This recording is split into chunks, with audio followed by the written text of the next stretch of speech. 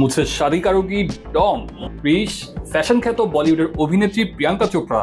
দেশি গার্ল খ্যাত এই অভিনেত্রী বলিউডের পাশাপাশি হলিউডে নিয়মিত কাজ করেছেন। বলিউডে তার সবশেষ সিনেমা ছিল দ্য স্কাই ইজ পিঙ্ক, তাও সেটা বছর 6 আগে। দীর্ঘ বিরতির পর ভারতীয় সিনেমায় অভিনয় করতে যাচ্ছেন প্রিয়াঙ্কা চোপড়া। আর বিরতির পর ফিরেই ইতিহাস গড়তে যাচ্ছেন তিনি। ভারতীয় দক্ষিণী সিনেমার সুপারহিট নির্মাতা এস রাজমৌলি এবার নতুন সিনেমা নিয়ে আসছেন।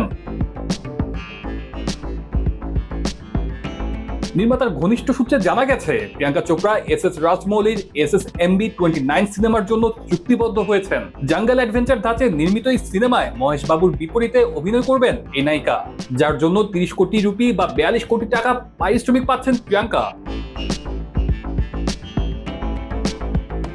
এর আগে ভারতীয় একটি সিনেমার জন্য প্রিয়াঙ্কা 15 কোটি রুপি নিতেন। বর্তমানে ভারতের সর্বোচ্চ পারিশ্রমিক পাওয়া অভিনেত্রী দীপিকা পাড়ুকোন, তার সবশেষ মুক্তি পাওয়া ছবি কালকির জন্য তিনি 20 কোটি রুপি নিয়েছিলেন। জানা গেছে, ভারতীয় সিনেমার ইতিহাসে অন্যতম ব্যয়বহুল সিনেমার উপহার দিতে যাচ্ছেন ভারতীয় পরিচালক এস রাজমৌলি। সিনেমার বাজেট 1000 কোটি রুপি। বাহুবলীর মতো এই সিনেমাটিকেও 2টি পর্বে আনতে যাচ্ছেন রাজমৌলি। সিনেমায় মনোমুগ্ধকর দৃশ্য এবং আকর্ষণীয় গল্প দেখানো হবে। হায়দ্রাবাদ ও কেনিয়ার বিভিন্ন লোকেশনে সিনেমাটির শুটিং হবে। প্রিয়াঙ্কা ও মহেশ বাবু ছাড়াও এই সিনেমায় আরো দেখা যেতে পারে জন আব্রাহামকেও। শোনা যাচ্ছে চলতি বছরের এপ্রিলেই এই সিনেমার শুটিং শুরু করবেন রাজমৌলি।